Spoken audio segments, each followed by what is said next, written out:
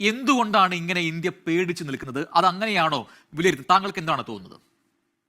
ഇല്ല, ഇന്ത്യ പേടിച്ച് നിൽക്കുന്നതായിട്ട് വിലയിരുത്തേണ്ട കാര്യമില്ല. കാരണം മറ്റൊരു രാജ്യത്ത് ഇപ്പൊ അമേരിക്കയില് നിയമപ്രകാരമായിട്ട് തന്നെ പബ്ലിക് സേഫ്റ്റിക്ക് ഒരു കൺസേൺ ഉണ്ടാക്കുന്ന വ്യക്തിയാണ്, അല്ലെങ്കിൽ വിസ നോംസ് വയലേറ്റ് ചെയ്യുന്ന ഒരാളാണ് എന്നുണ്ടെങ്കിൽ, ഹെയിനസ് ആയിട്ട് ക്രൈം നടത്തുന്ന ആളാണ്, അവരെ ഡീപ്പോർട്ട് ചെയ്യാനുള്ള അവകാശമുണ്ട്. അവരുടെ ലോ അനുസരിച്ച് അവകാശമുണ്ട്. അപ്പൊ അതുകൊണ്ട് അതിനെ ഇന്ത്യയുടെ നാണക്കേടായിട്ട് കാണേണ്ടതില്ല. അതൊരു പൊളിറ്റിക്കൽ ട്വിസ്റ്റ് ആയിട്ടേ ഞാൻ പറയുള്ളൂ. പിന്നെ രണ്ടാമത്തെ കാര്യം എന്ന് വെച്ച് കഴിഞ്ഞാൽ, ഈ ട്രംപിന്റെ ഒരു നെഗോഷിയേഷൻ ടാക്ടിക്സിന്റെ ഭാഗമായിട്ടും വേണേ കാണാം. ഇപ്പൊ കൊളംബിയയുടെ കേസിൽ എന്താ സംഭവിച്ചത്? അദ്ദേഹം ഡീസെന്റ് ആയിട്ടല്ല ഞങ്ങളുടെ ആളുകളെ ട്രീറ്റ് ചെയ്തെന്ന് പറഞ്ഞ് അവരെ കയറ്റാതിരുന്നപ്പോഴത്തേക്കും അവസാനം നെഗോഷിയേറ്റ് ചെയ്ത് കൊളംബിയൻസ് തന്നെ വന്ന് കൊണ്ടുപോകേണ്ട ഒരു സാഹചര്യം ഉണ്ടായി.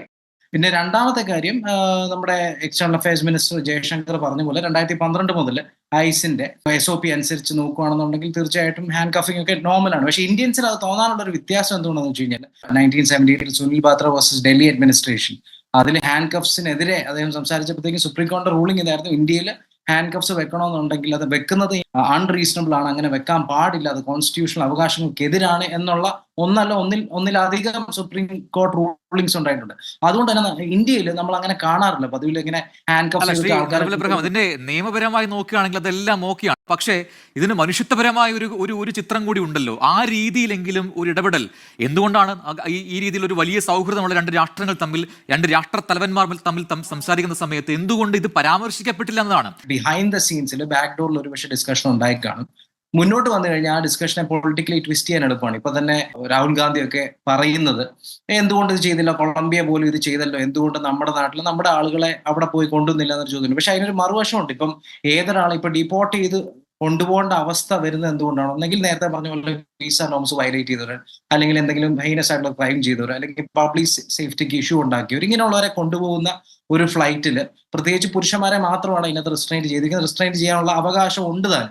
സോ അത് അതിനുള്ളൊരു കാരണമുണ്ട്. കാരണം ഇത്ര ആളുകളെ ഒരുമിച്ച് കൊണ്ടുപോകണമെന്ന്, അവർ ഓൾറെഡി ഒരു ക്രൈം റെക്കോർഡ് ഉള്ള വ്യക്തികളാണ്. അങ്ങനെയുള്ളവരെ നാച്ചുറലി ഒരു അറ്റാക്കിനോ അല്ലെങ്കിൽ രക്ഷപ്പെടാനോ ശ്രമം നടത്താതിരിക്കാൻ വേണ്ടി അവരത് ചെയ്യുന്നു എന്നുള്ളതിനപ്പുറം അതിനൊരു പൊളിറ്റിക്കലി ട്വിസ്റ്റ് ചെയ്യുന്ന ഒരു പക്ഷേ ഇന്ത്യയിൽ നടക്കുന്ന ഒരു നാടകമായിട്ട് കാണാനുള്ളൂ. അതിനെ ഒരു പക്ഷേ പബ്ലിക്കലി അതിനെക്കുറിച്ച് ഒരു സംസാരം ഉണ്ടായാൽ ഇന്ത്യക്ക് ഒരു നാണക്കേടാകും എന്നുള്ളത് ഒരു പക്ഷേ മോദി മനസ്സിൽ കാണുന്നുണ്ടായിരിക്കും. എക്സിക്യൂട്ടീവ് ഓർഡേഴ്സ് എല്ലാം അദ്ദേഹം പുതിയതായിട്ട് കൊണ്ടുവന്ന എക്സിക്യൂട്ടീവ് ഓർഡേഴ്സ് അല്ലേ. ഇപ്പൊ അമേരിക്കൻ ഹിസ്റ്ററി നോക്കിക്കഴിഞ്ഞു കഴിഞ്ഞാൽ ഓരോ പ്രസിഡന്റ്, ഇപ്പൊ ബൈഡൻ വന്ന സമയത്ത് 170ഓളം എക്സിക്യൂട്ടീവ് ഓർഡേഴ്സ് അദ്ദേഹത്തിന്റെ പൊളിറ്റിക്കൽ ചായ്വ് വെച്ച് അദ്ദേഹത്തിന്റെ ജനങ്ങളെ പ്ലീസ് ചെയ്യാനുള്ള രീതിയിൽ കൊണ്ടുവന്നിട്ടുണ്ട്.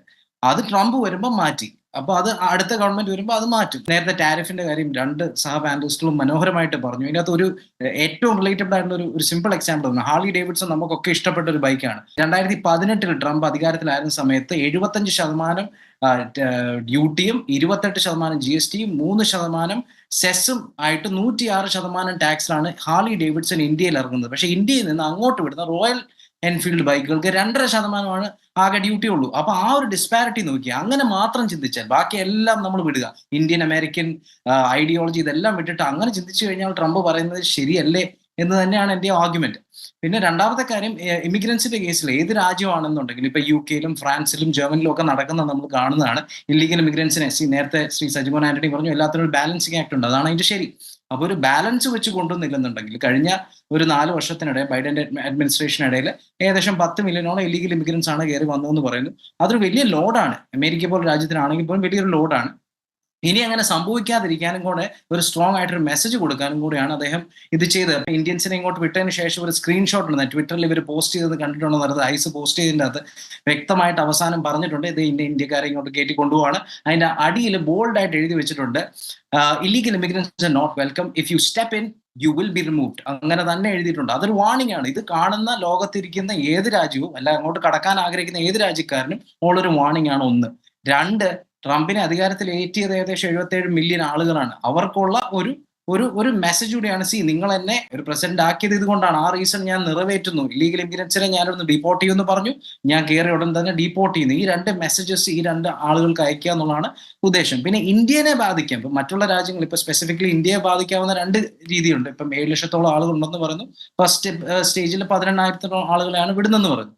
ഈ ആളുകൾ വരുന്ന നമുക്ക് ചില സമയത്ത് വേണേൽ പോസിറ്റീവ് ആകാം.